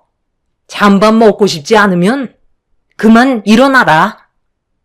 그러니까 용돈이 부족하다고 했을 때 진작에 봉투 준비해서 찔러줬으면 좀 좋아. 하나밖에 없는 며느리가 시부모 마음을 이렇게 몰라주니? 우리가 얼마나 서운하겠어? 가는 게 있으면 오는 게 있어야지. 내 잘난 아들 너한테 줬는데 돌아오는 것도 없고 요즘 내가 너희들 이어준 거 땅을 치고 후회하고 있다. 더는 듣고 싶지 않았어요. 냉전 한 푼 없이 저에게 장가 보내놓고 꼴에 시부모라고 많은 걸 바라는 모습이 더는 보고 싶지 않았습니다. 그리고 이 사람들과는 평생 함께 할 수 없다는 걸 확실하게 알게 되었고, 저는 남편한테 이혼을 통보했죠. 제 말에 시부모님께서 난리를 쳤지만 이미 제 마음은 완전히 접혀버렸고, 저는 이런 대우 받아가면서 살고 싶지 않았습니다. 그래서 제 명의로 되어 있던 2채의 전원주택을 즉각 헐값에 팔아 넘겨 버렸고, 시부모께선 자신들의 돈도 들어갔는데 동의 없이 처분했다고 난리를 치기 시작하셨죠. 남편은 제가 생각 없이 행동하고 있는 거라며 오히려 더 크게 화를 내길래 저도 남편에 대한 불만을 얘기하고 있는데 시부모님이 자신들의 돈을 달라며 저에게 달려들었고, 심각한 상황에서 남편은 말리지도 않길래 더는 최대한 좋게 넘어가려 했던 거 억누르고 있던 제 감정을 터트려버리고 말았습니다. 화가 머리끝까지 올라온 저는 그 자리에서 경찰에게 도움을 요청했어요. 그리고 시부모님이 보는 앞에서 남편의 뺨에 수차례 손을 올렸습니다. 남편과 시부모님은 뭐 하는 짓이냐고 화를 내는 순간 제가 CCTV에 찍혀 있던 시부모님과 남편의 움직임을 보여줬어요. 전원주택 특성상 범죄가 자주 일어난다는 말에 집안 곳곳에 CCTV를 설치했는데 남편과 시부모님이 제 드레스룸에 들어가서 금품들을 훔친 행동이 포착이 되었죠. 남편과 시부모님은 발뺌했지만 결국 경찰서에 연행이 된 이후 자신들의 짓을 자백했어요. 모든 게 바닥이었던 사람들은 욕심만 앞서서는 제가 가진 모든 걸 가져가려 했었고, 결국 저는 그 사람들에게 위자료 소송을 진행했습니다. 그렇게 남편과 저는 현재 이혼을 하게 됐지만 시부모님의 행동이 너무 이해가 되지 않았어요. 경찰서에서 조사받기론 본인들이 워낙 없이 살았는데 제가 가지고 있는 금품들이 너무 화려하고 고가이다 보니 제어가 되지 않았다고 했는데, 알고 보니 시부모와 남편은 남의 집에 들어가서 금품을 훔친 범죄로 몇 번 조사를 받은 과거 범죄 이력까지 있었습니다. 더 크게 문제가 생기지 않은 것만도 다행이지만 제가 사랑했던 사람의 몰랐던 부분들이 밝혀지면서 또 다른 모습이 있었다는 거에 현재 많은 충격을 받은 상태예요. 부모님께서는 큰 사고가 없었던 게 다행이라며 가슴을 쓸어내리고 계십니다. 안 좋은 일이 지나갔으니 앞으로 좋은 일만 생겼으면 좋겠어요. 세상에는 정말 별의별 사람들이 다 있는 것 같습니다. 제 사연 들어주셔서 감사합니다. 안녕하세요. 저는 40대 여자입니다. 작년 이맘때쯤에 막내 동서가 새 며느리로 들어왔었어요.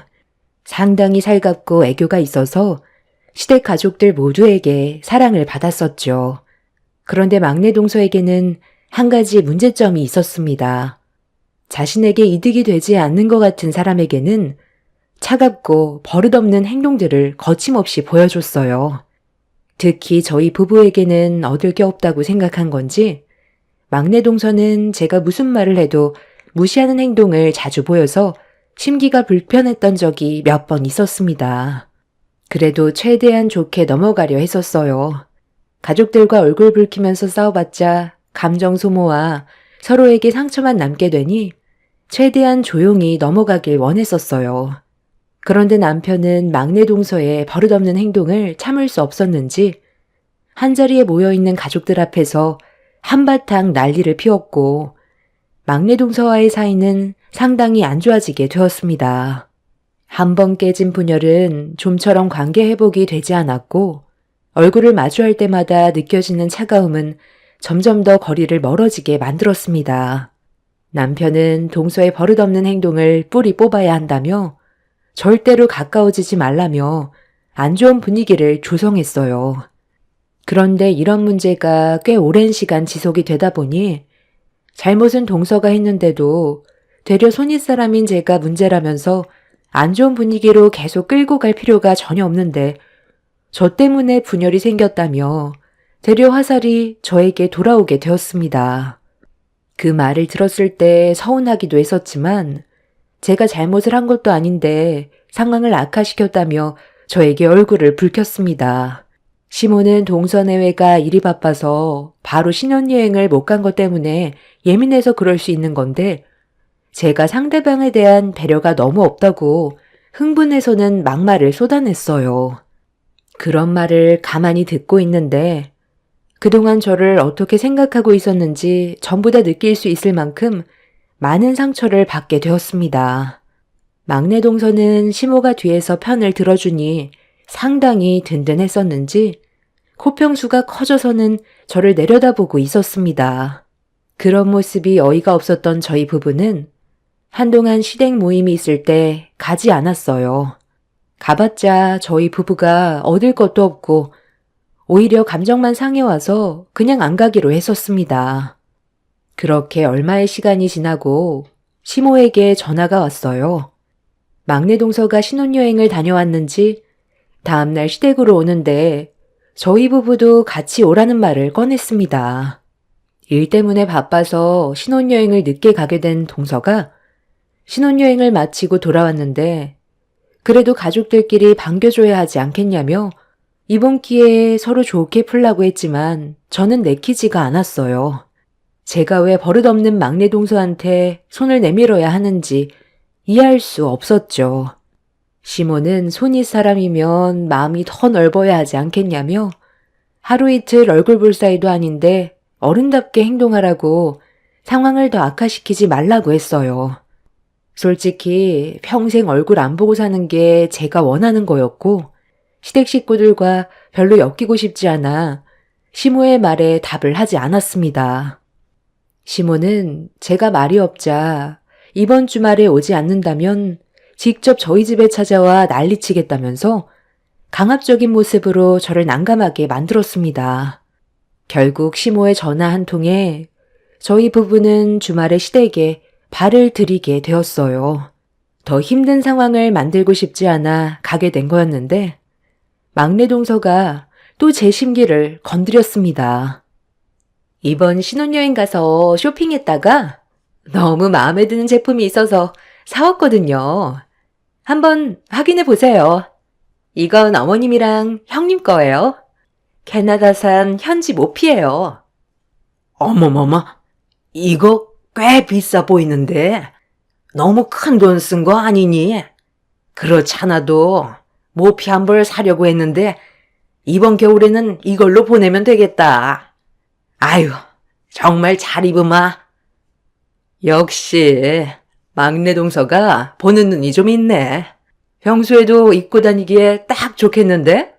나도 이번에 모피 하나 사려고 생각은 했었지만 알다시피 내가 병원 일이 너무 바빠서 쇼핑할 시간이 많지 않잖아. 막내 동서가 눈치도 빠르고 센스가 좋네. 이번에 나 병원 옮기게 되는 거 알지? 그때 가족들 모시고 와. 건강검진 한번 해드리게. 어머나, 정말요? 그렇게 해주시면 저야 감사하죠. 아, 그리고 이건 둘째 형님 선물이에요. 별건 아닌데요. 그래도 빈손으로 올 수는 없어서 공항 앞에서 샀어요. 캐나다 국기가 그려져 있는 손수건인데요. 이것도 살까 말까 한참 동안 고민하다가 그래도 안 주는 것보단 뭐라도 손에 하나 쥐어줘야 말이 안 나올 것 같아 입막음용으로 한 개 샀어요. 식구들 레벨에 맞춘 거니 불만은 없죠? 형님이랑 제가 좋은 감정이 있는 것도 아니고 그렇다고 형님한테 얻을 수 있는 것도 없으니 손수건 주는 것도 과하다고 생각되지만 제가 손 아랫사람이니 어쩌겠어요. 먼저 손을 내밀어야 관계 회복이 될 거 아니에요? 저는 어머님 댁에 와서 얼굴 붉히고 싶지 않거든요. 그리고 포장지 안에 손수건 2장 들어있으니까 작은 아주버님이랑 나눠 쓰세요. 이런 동사 없죠? 어머님, 저 배고픈데 빨리 밥 먹어요. 기대도 하지 않았었고 선물 같은 거 받을 생각도 없었는데 막내 동서는 저를 화나게 만들 생각인 것 같아 보였어요. 시모아 형님에겐 모피를 줬는데 저는 손수건만 줬다고 난리치면 분명 시모아 형님은 동서편을 들 테고 화살은 저에게만 돌아가게 되니 그런 상황을 만들고 싶어 하는 것 같아 보였습니다.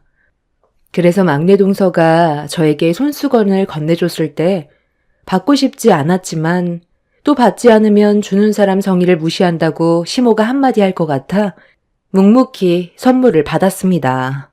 동서의 거침없는 말투와 행동을 지켜보던 남편은 감정이 상했는지 한마디 하려 했지만 제가 시댁에 오기 전에 절대로 먼저 흥분하지 않아야 된다고 신신당부했었거든요.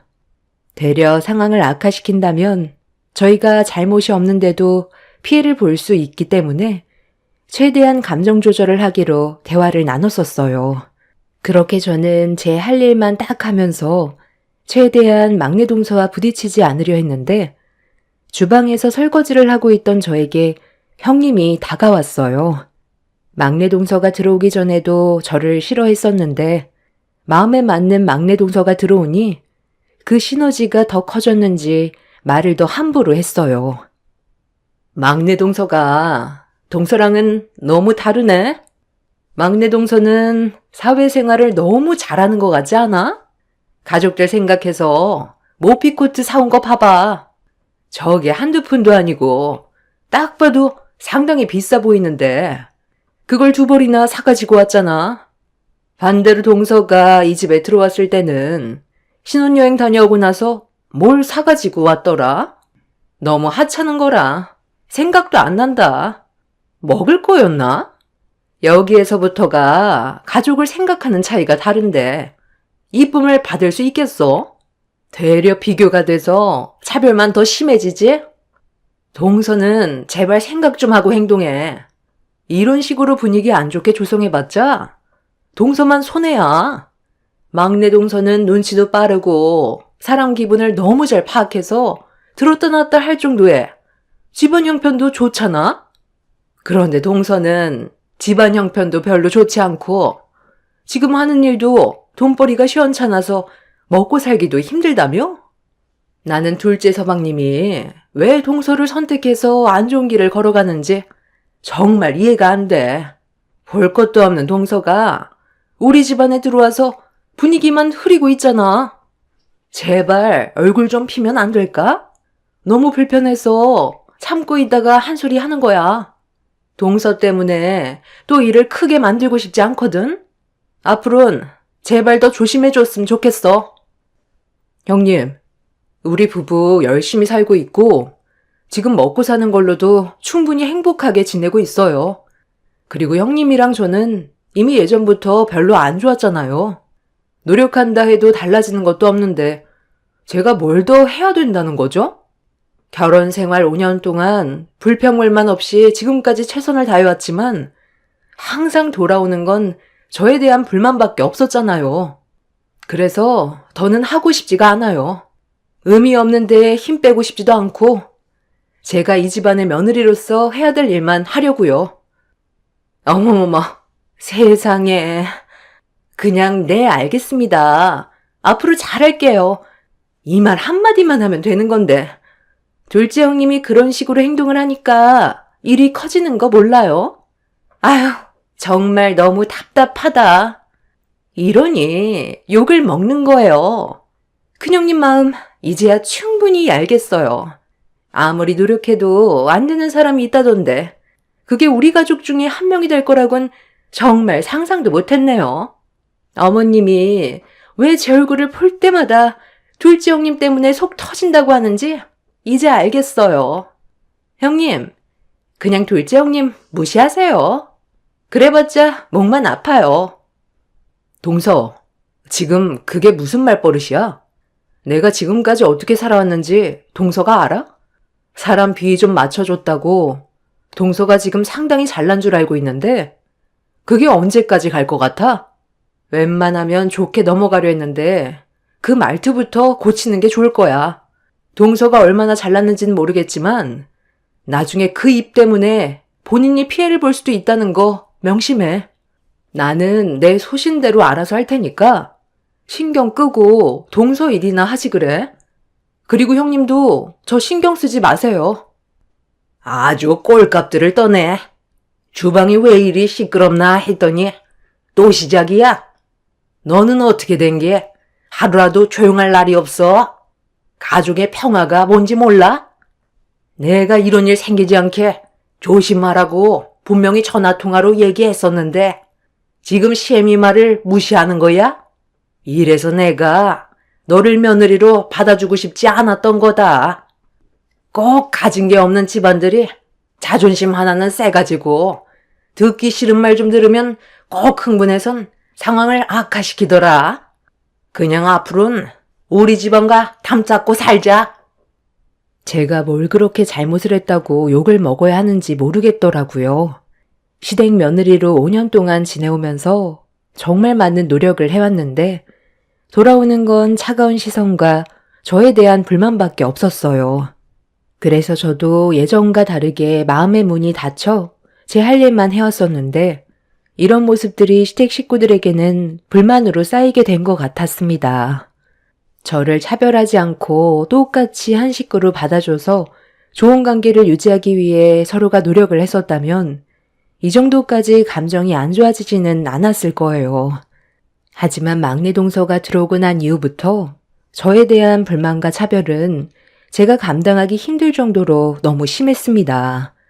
그날도 역시나 예외 없었고 흥분한 시모가 저에게 막말을 쏟아내면서 또다시 시작된 가족들의 불만은 결국 그만하고 싶다는 마음까지 들게 만들었어요. 더 이상의 관계는 무의미한 것 같아 저희 부부는 2번 다시 시댁에 오지 않기로 결정했어요. 더 이상의 더러운 꼴 보고 싶지 않았고 이렇게 살 바엔 영 끊고 사는 게 속 편할 것 같아 그날 이후 바로 행동으로 옮겨버렸어요. 전화번호 싹 다 바꿔버리고 이사까지 하게 되어버렸죠. 연락이 닿지 않게 거의 모든 걸 바꿔버렸습니다. 남편도 저를 무시하는 시댁 식구들의 행동들을 더 이상 참을 수 없다고 강하게 의사표현을 했었는데 시모는 부모와 연 끊는 건 아니라면서 차라리 저와 이혼을 하라고 강요를 했습니다. 하지만 남편은 제 편이었고 그렇게 저희 부부는 서로만 의지하면서 살아가기로 결정을 내리게 되었네요.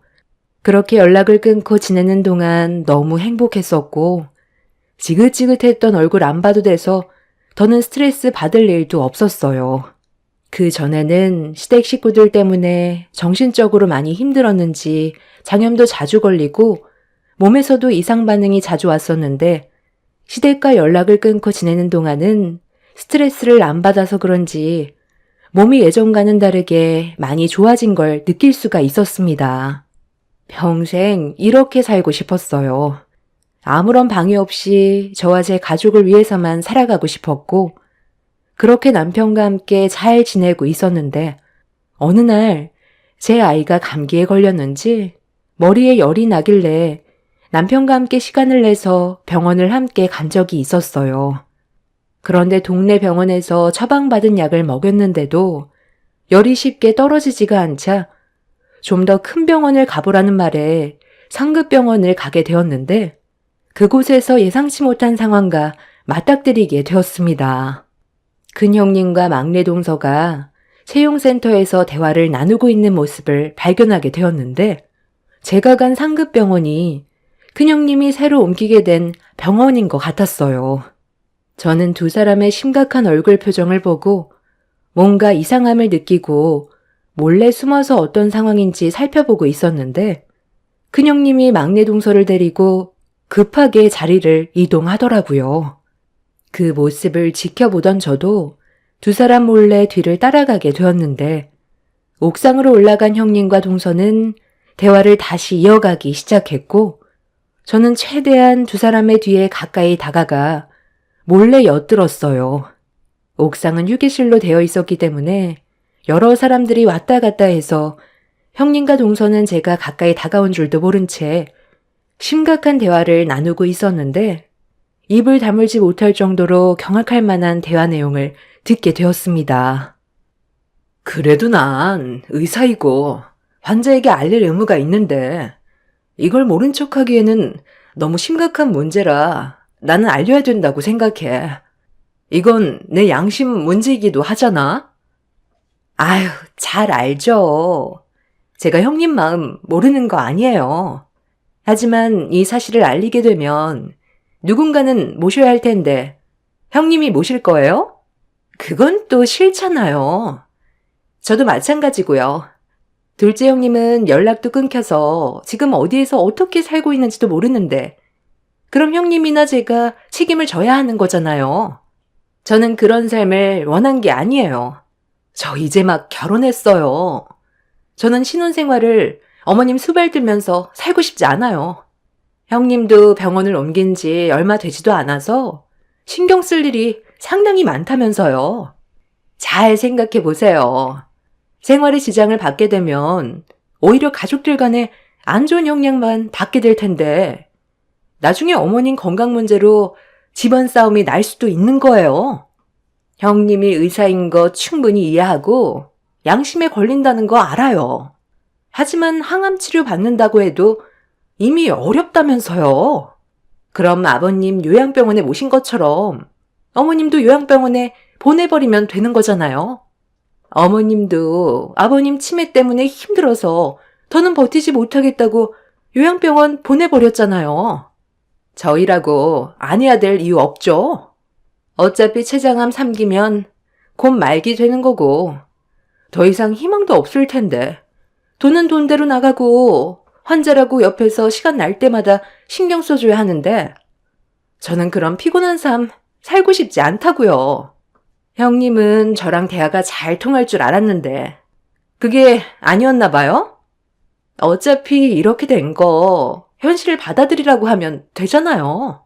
한동안 조용히 지켜보고 있다가 병이 훨씬 커진 다음 손 쓰기 힘들어질 때 그때 얘기하고 요양병원 보내면 딱이겠네요. 그렇게 어머님과 작별하게 되면 재산 나눠 가지면 되는 거고 깔끔하게 저희 삶 살면 되는 거잖아요. 의사라고 해서 꼭 옳은 판단만 할 수는 없잖아요. 저희 가족을 위한 일이라고 생각하면 받아들이기 수월할 것 같은데. 형님이 좀 전에 그랬잖아요. 항암 치료 받으면 그만큼 오래 버틸 수 있을 거라면서요. 어차피 떠날 거 미련 줘봤자 뭐 하겠어요? 가족들만 피곤하고 어머님도 힘들어질 거라고요. 그렇게까지 해서 살고 싶겠어요? 동서가 무슨 말 하는 건지 나도 충분히 이해는 하고 있어.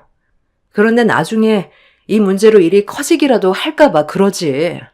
뒤늦게 발견을 했다고 말을 해도 내가 부족하다는 걸 인정하게 되는 거고 그렇게 되면 의사 자격으로서 많은 타격을 받을 텐데 동서의 말이 옳은 방법인지 모르겠어.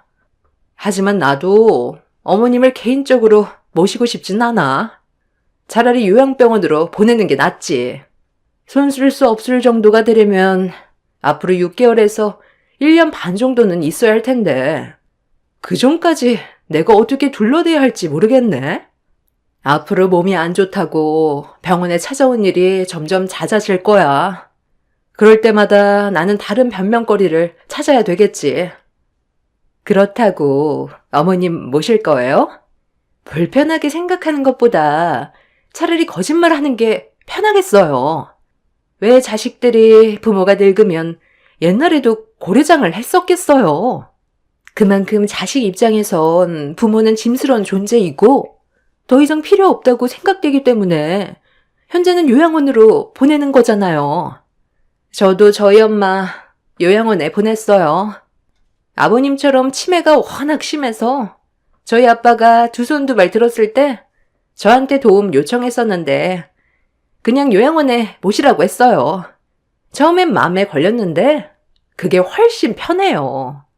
요즘 시설도 좋아서 삼시세끼 밥 다 떠먹여주고 비슷한 연배 때 사람들도 많아서 좋은 사람들과 말동무도 하고 집에서 지지고 볶는 것보다 훨 나아요.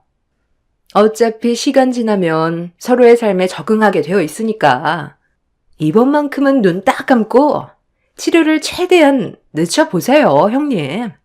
이래서 늙으면 하루빨리 떠나는 게 자식한테 도움이 되는 거라니까요. 쓸데없는 생각하지 말고 어머님 췌장암 조용히 넘어가 주세요. 그럼 저희 대화 마무리된 걸로 알고 있을게요. 형님과 동서의 충격적인 대화를 듣게 된 저는 입을 다물지 못했고, 제가 모든 내용을 듣고 있었다는 걸 전혀 모르고 있던 두 사람은 옥상을 내려갔는데, 하도 기가 막힌 대화를 들었던 저는 둘의 대화를 녹음한 파일을 가지고 있었어요. 더 이상 서로 얼굴을 안 보겠다고 연을 끊어버린 제가 시댁 식구들 앞에 다시 나타나 녹음된 내용을 들려준다고 달라진 건 없을 것 같고, 또다시 저만 아픔이 생기게 될 것 같아 형님과 동서의 대화를 시모에게 말을 해줘야 할지 말아야 할지 고민이 많았습니다. 관계가 좋았다면 당연히 시모에게 바로 알렸겠지만, 제가 그동안 받았던 상처가 너무 컸기 때문에 바로 행동으로 옮기질 못했어요. 그리고 그 사이 남편한테 전화가 왔어요. 잠깐 화장실 간다고 했었는데 제가 나타나질 않아서 걱정이 됐는지 전화를 받자마자 어디냐고 물어보길래 남편 보고 아이를 데리고 옥상으로 올라와 달라고 부탁을 하게 되었네요. 남편은 심각한 얼굴을 하고 있는 저에게 다가와 무슨 일이냐고 물어보길래 그래도 남편은 알아야 될 것 같아 제 핸드폰으로 녹음한 형님과 동서의 대화를 들려주었고, 엄청난 사실을 알게 된 남편은 사색이 된 얼굴로 저를 바라보고 있었습니다. 남편은 아무리 시모가 저희 부부에게 안 좋은 행동을 했어도 남편은 자식이고 병을 가지고 있는데도 알리지 않는 건 잘못된 거라면서 흥분을 가라앉히지 못하고 있었지만 쉽게 발은 떨어지지 않았습니다. 남편도 이 문제로 인해 또다시 시댁 식구들과 얽히기 싫었는지 머뭇거리고 있었을 때 제가 남편에게 얘기했어요. 아무리 저와 남편이 상처를 받았어도 시모의 병을 숨기는 건 아닌 것 같다며, 남편이 시모의 병을 알고도 밝히지 않고 숨기고 있다가 나중에 시모의 건강이 악화되고 잘못되었을 때 후회로 남게 될 수도 있을 거라며 자식된 도리로 할 수 있는 건 해야 된다고 남편의 손을 잡았어요. 남편도 제 말을 받아들였고, 그렇게 옥상을 내려가자 채용센터 앞에 형님과 동서가 진지하게 대화를 나누고 있었는데, 이 사실을 전혀 알지 못하는 시모가 형님과 동서를 바라보며 밝은 얼굴로 다가가고 있었습니다. 그런 모습을 지켜보고 있던 저희 부부는 시모의 모습에 한숨을 내쉬었고, 저희가 시댁 식구들 앞으로 다가가자 가족들 모두 얼굴을 붉혔습니다. 너희들이 여긴 웬일이니? 너는 얼굴이 상당히 좋아 보인다. 우리랑 연락 끊고 지내니까 마음이 편했나 봐. 평생 모른 척 하면서 살면 되지. 왜 아는 척 하는 거야? 어머님, 그냥 신경 자체를 끊으세요. 오든 말든 무슨 상관이에요. 어차피 연 끊기로 했으니까 이제 남이나 다름없잖아요. 며칠 동안 건강검진 받으시느라 많이 힘드셨을 텐데 제가 오늘 어머님 몸보신 시켜드릴 테니 좋은 곳으로 가요. 형님도 이제 곧 병원 일 거의 다 끝났죠? 아주버님도 이쪽으로 오기로 했다면서요? 그이는 이제 막 병원에 도착했대요. 저희 먼저 나가고 있을 테니까 제가 문자로 보낸 식당으로 오세요. 왜요? 둘째 형님도 가시게요? 연 끊은 사람은 빠지세요. 동서가 이 정도로 쓰레기일 줄은 몰랐는데 좀 전에 형님이랑 그런 대화를 나누고 어떻게 아무렇지도 않게 어머님이랑 밥을 먹으러 가자고 할 수가 있어? 이중인격의 가식적인 모습에 속고 있는 어머님도 참 한심하네요. 제가 좀 전에 어떤 말을 들었는지 아세요? 여보, 내가 녹음해뒀던 내용 어머님한테 들려드려. 남편은 형님과 동서가 나눈 녹음 내용을 시모에게 들려주었고, 시모와 형님의 추악한 행동에 대해 엄청난 충격을 받았는지 그 자리에서 주저앉아 버렸어요. 그리고 뒤이어 아주버님과 시동생이 병원으로 들어왔고 이 모든 상황을 온 가족이 알게 되자 충격과 혼란에 빠졌고 시모는 엄청난 배신감을 느끼게 되었는지 힘겹게 몸을 일으켜 세운 뒤 순간 형님과 동서의 머리채를 잡아 사정없이 흔들어 버렸어요. 차마 눈 뜨고 보지 못할 정도로 아비규환되었고 아주버님과 시동생도 예상치 못한 녹음된 내용을 듣게 돼서 그런지 시모의 돌발 행동을 막지 않고 있었습니다. 아수라장이 되어버린 상태에서 시모는 순간적으로 극도의 스트레스를 받았는지 그 자리에서 쓰러졌고 아주버님과 시동생은 동시에 형님과 동서의 뺨에 손을 올렸어요. 두 형제는 이런 문제에 대해 절대로 용서할 수 없다면서 분노를 가라앉히지 못했고 형님과 동서는 최대한 좋게 포장해서 상황을 반전시키려 했지만 이미 두 형제는 마음을 접었는지 결혼 생활에 대해 다시 생각해보자는 말까지 나오게 되었습니다. 아주버님과 시동생은 시모의 건강이 안 좋아지면 무조건 모시겠다고 입이 닳도록 얘기했었는데 형님과 동서는 시모를 모시고 싶지 않았던 상황에서 최장한 판정을 받게 되자 모실 수밖에 없는 상황이 오게 될까봐 그게 싫어서 내린 결정이었어요. 두 형제는 자기 엄마의 병을 알면서도 숨기려 했다는 거에 대해 분노했고 결국 그날 이후 형님과 아주버님은 그동안 쌓인 게 많았는지 현재 별거 중이고 시동생은 동서와 이혼까지 고려 중인 것 같아요.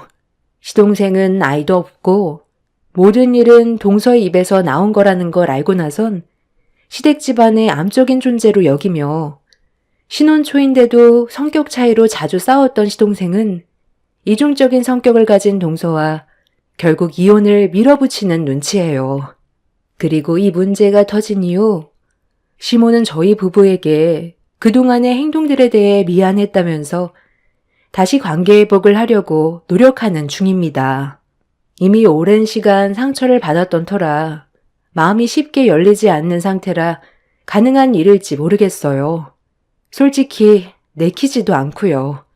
가족들 모두 저와 남편에게 미안했다곤 하지만 이런 일을 알기 전까지 저희 부부를 안 좋게 생각하고 함부로 대했던 그런 모습들이 너무 큰 상처로 남아있기 때문에 저와 남편은 딱 여기까지만 할 생각을 가지고 있습니다. 남편도 시댁 식구들에게 많이 질렸는지 계속 거리를 두고 있습니다. 시모는 현재 항암 치료를 받고 있지만 누군가의 도움이 절실히 필요한데 그게 저라는 걸 알고 난 이후부터 매일같이 전화해서는 과거의 잘못된 행동에 대해 진심으로 용서를 구하며 관계 회복을 하기 위해 노력하고 있는 중입니다. 이제 와서 새 며느리 중에 저밖에 없다고 하는데 글쎄요. 시모의 마음이 진심인지 잘 모르겠어요. 수발 들어줄 사람이 필요해서 그런 것 같은 느낌밖엔 안 들어 그날 이후 병원에 한 번도 가지 않았습니다. 어찌됐든 항암 치료로 시모의 건강 상태가 더 나빠지지 않고 조금씩 경과가 좋아지고 있다는 소식을 듣게 되었어요. 누구든 타인의 생명을 함부로 할 자격은 없다고 생각합니다. 앞으로 저희 부부가 어떤 선택을 하게 될지 모르겠지만 지금 현재로선 남편의 뜻에 따라 주려고요. 그리고 추가적으로 하나 더 말씀드리자면 시동생과 전동서가 이혼을 하고 난 이후 알게 된 건데 동서의 머리에 악성 종양이 발견됐다네요. 시동생과의 이혼으로 충격받아 쓰러진 줄 알았는데 검사 결과 머릿속에 뇌종양이 자라고 있다는 소식을 들었습니다. 본인의 업보겠죠. 여러분들께서도 언제나 선한 마음으로 관계되어 있는 사람들과 좋은 관계를 유지하시길 바랍니다. 감사합니다.